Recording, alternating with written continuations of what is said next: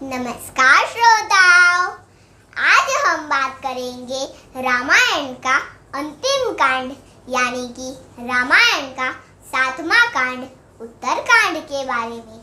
उत्तरकांड राम कथा का उपसंहार है। प्रभु श्री राम, माता सीता और लक्ष्मण सभी वानर सेनाओं के साथ अयोध्या पहुंचते हैं। अयोध्या में प्रभु श्री राम का भव्य स्वागत हुआ और वहां भरत और सभी जनों ने प्रभु श्री राम का स्वागत किया। फिर वेदों और शिव की स्तुति के साथ प्रभु श्री राम का राज्य अभिषेक किया और अभिषेक करने के बाद वानर सेनाओं की विदाई की गई। फिर प्रभु श्री राम काज में व्यस्त हो गए। उसके बीच प्रभु श्री राम को माता सीता की एक जानकारी मिली। उसके बाद सभी प्रजाजनों माता सीता पर संदेह कर रहे थे, तो संदेह करने पर प्रभु श्री राम ने माता सीता का त्याग कर दिया। फिर त्याग करने के बाद माता सीता वन चले गए और महर्षि वाल्मीकि के आश्रम में रहने लगे। जब माता सीता वाल्मीकि के आश्रम में रह रहे थे, तब माता सीता गर्भिणी अवस्था में थे। फिर कुछ समय के बाद माता सीता ने 2 पुत्रों को जन्म दिया और उन दोनों का नाम रखा लव और कुश।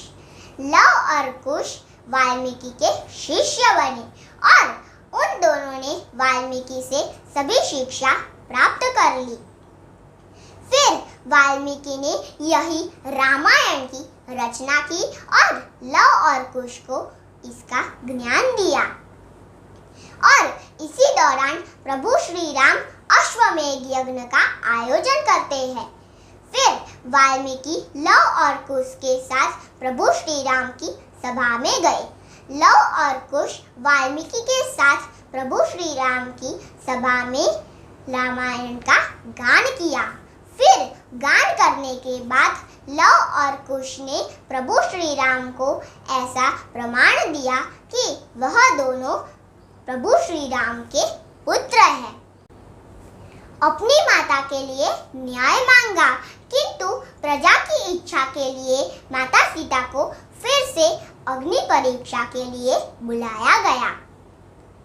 यहाँ वाल्मीकि ने प्रभु श्री राम को समझाने की कोशिश की कि माता सीता पर संदेह न करे, वह पूर्णतः सतीत्व है।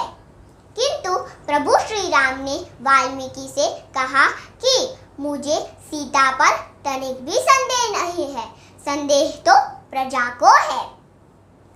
फिर यह बात सुनकर माता सीता प्रभु श्री राम की सभा में आए और माता सीता ने अपने सतीत्व की शपथ ली और धरती माता से अपने लिए स्थान मांगा।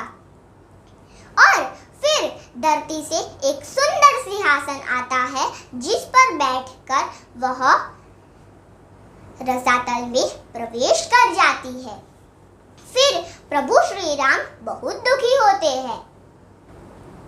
कुछ समय के बाद काल प्रभु श्री राम की सभा में आए और काल ने प्रभु श्री राम के साथ वार्ता के लिए एक कठोर शर्त रखी कि हम दोनों के बीच बात चल रही है तो कोई तीसरा न आए, और यह शर्त प्रभु श्री राम ने स्वीकार कर ली। उसी बीच मुनि दुर्वासा प्रभु श्री राम से मिलने के लिए चले आए। फिर मुनि दुर्वासा के श्राप से लक्ष्मण बाध्य होकर प्रभु श्री राम को मुनि के आने की सूचना देने के लिए चले आए।